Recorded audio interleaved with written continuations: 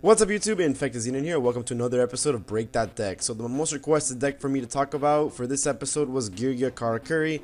If you guys want me to talk about any deck in specific, leave it in the comment section below, thumbs up the comment, and explain to me what side deck cards you guys personally side against so I can include it in the video.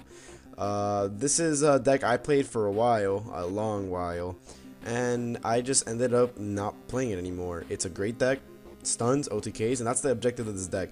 The objective of this deck is, as you see, 17 traps, fuck your opponent over, draw into your OTK pieces, and then activate cards like Trap Stun, activate cards like 7 Tools to stop their plays while you're OTKing.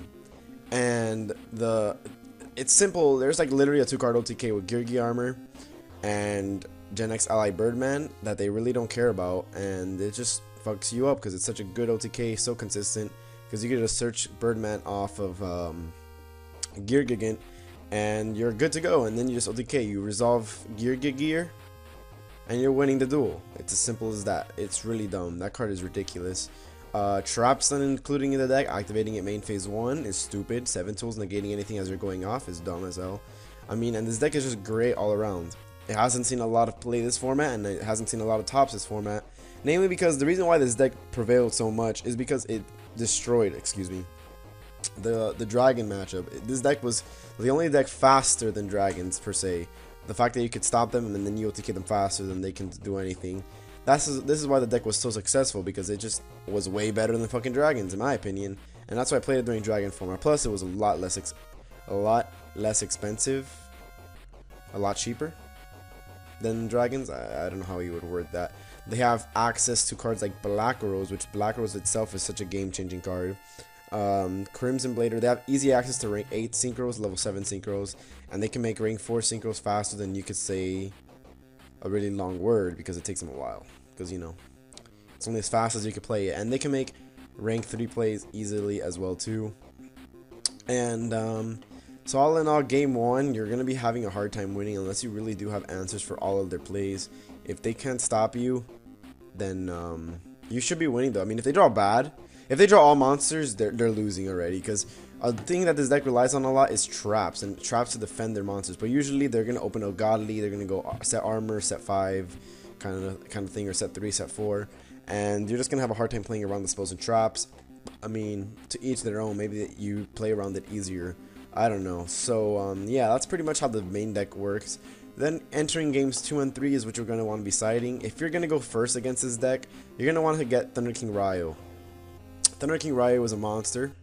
Neither player can add cards from the deck to the hand, so you pretty much summon YuGiOh, set cards like Bottomless, Forbidden Lance, cards to protect YuGiOh, and then Geargia Armor cannot resolve.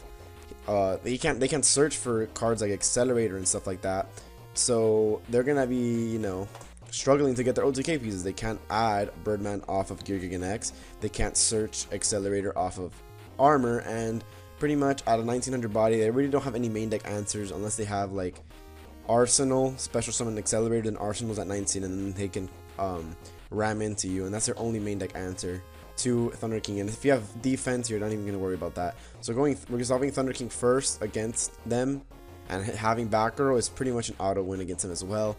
But you do have to worry about their thousands of back row you're going to be fighting against. I also would play Fossil Dyna if I had the room in my extra deck, or my side deck, I'm sorry. I would side Fossil Dyna for sure if I was going like first or second against them. Actually, it doesn't really matter, because when they go off, usually their end field is something like 2 Berets, Stardust, and another level 8 or level 4 Exceed. They attack into it, boom, all their special summon monsters die. You go first, summon Dyna, set cards to protect them, and they can't special summon, and you're in a good position as well. So Fossil Dyna, you know, against any OTK spam deck, Fossil Dyna is always going to be great, and Fossil Dyna always has a place in my side deck if I'm playing something like a control deck or a something that doesn't special summon as much as I need to, or if I could just rely only on normal summoning and poking. Fossil Dyna is getting in my side deck, because Fossil Dyna is such a good answer to OTK decks. That's why Firefists are awesome, because you can just side this in like no worries. Yeah, so Fossil Dyna, really good going first or second. You just need to see which one you'd find more space for. If you'd rather have it going first or second, play your preference. I mean, again, if you set this and they go off and they attack into it, Stardust can negate it, but they're not gonna attack with Stardust first, so they're attacking with like, or with Beret, and sometimes they would be stupid enough to use Beret effect and flip them up before they even make Stardust. Maybe they're that bad, and then you can be happy, fun times, you know. And so it all comes down to it. I'd rather put this in going first, but going second, you know, whatever. I'll tell you weak side in going second against them.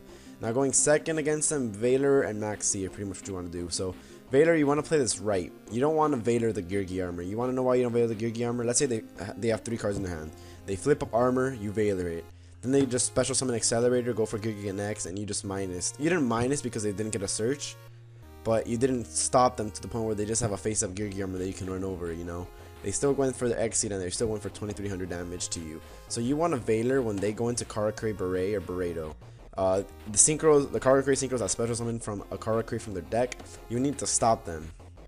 And I'll tell you why, because having having these things resolve against you and special summoning is how they OTK. But if you Valor that and they don't have the Book of Moon or anything like that, then they just don't special summon and they're just stopped. Their OTK is stopped right there in their tracks, and it's like a train. They just pull the lever thing and you stopped. That's what happens when you put Valor a Karakuri Synchro. Now Max C, you pretty much want to Max C when they're already in an awkward situation where they've already committed too much to the board. So a really common play that they do is they go armor, flip, and get Accelerator. Accelerator, bounce it back for Birdman, special Birdman. Then they special Accelerator. And then at that point, I would Max C at that point where they have Accelerator, armor, and Birdman on the field. They leave that on the field, you can probably just run over all 3 of them and they'd waste their time. But you're forcing them to go into their play. And you will draw like 2-3 cards off of that, which is perfect. And if they don't, and you Max C at that situation, then you just run over their cards and you win anyways, because Max C is essentially stopping them or allowing you to draw 2 or 3 cards to get over their next field. So that's where I feel like Max C and Vader are good. And of course, if you side in Max C, you want to side in Scarecrow or Battle Fader going second, because let's say you Max C into 10 cards, but you don't side in Scarecrow, and then they just ODK you and you lost. But let's say you max into 10 cards, you draw at least 1 Swift Scarecrow, they attack you Scarecrow, and then you just run over their field.